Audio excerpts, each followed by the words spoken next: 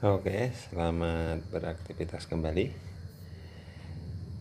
Kali ini kami akan membahas TV sub qubit dengan kerusakan mati total. Kerusakan mati total, tidak ada pergerakan lampu sama sekali, dan juga TV ini ada suara berderik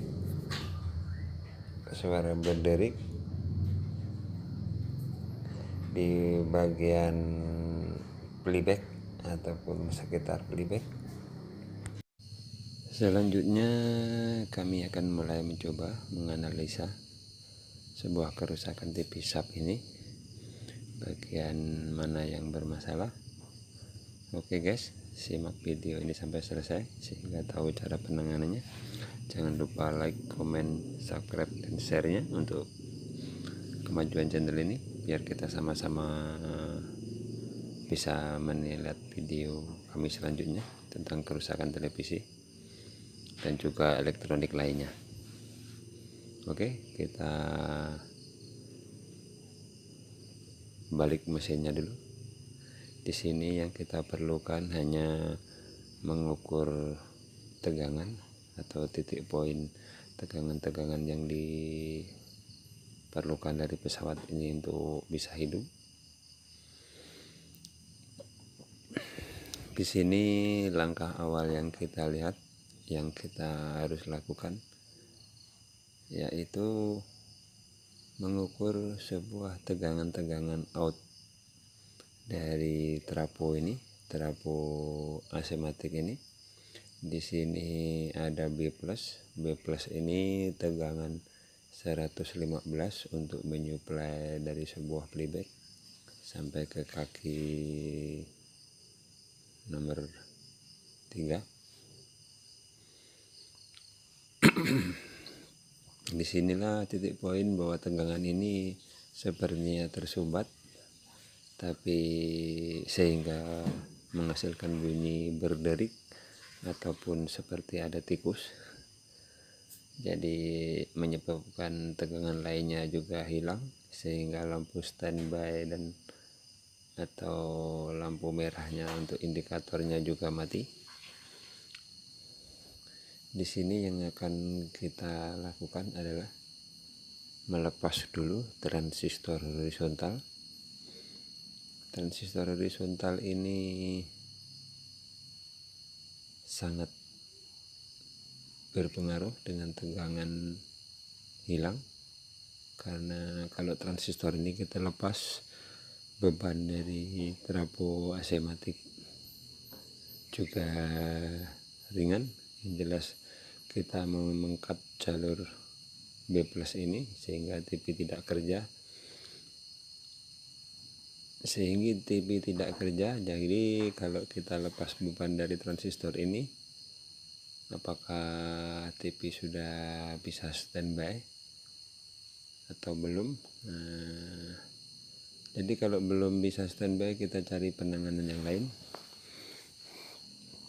Sehingga intinya kita mencari tegangan yang short di televisi ini.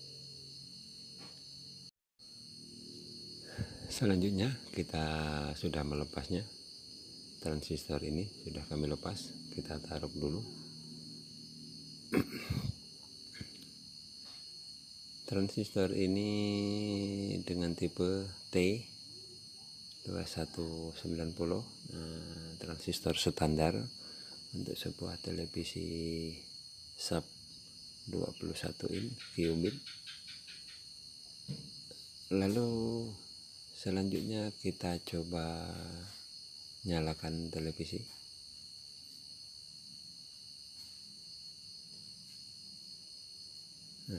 Ternyata belum ada pergerakan. Oke, kita survei yang lainnya. Berarti TV ini masih short, biarpun transistor horizontal sudah dicabut. Jadi akan perlu kita analisa lagi kerusakan mana yang terjadi sehingga tegangan bisa hilang sama sekali, hingga bunyi deriknya masih terjadi.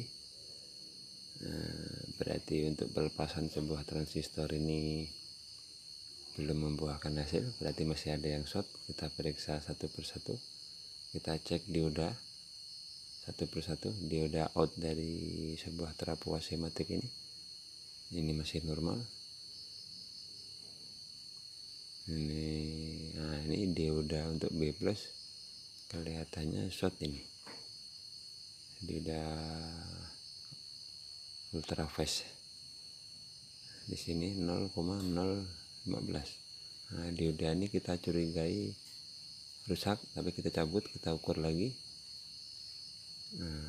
Kita ukur dengan pengukuran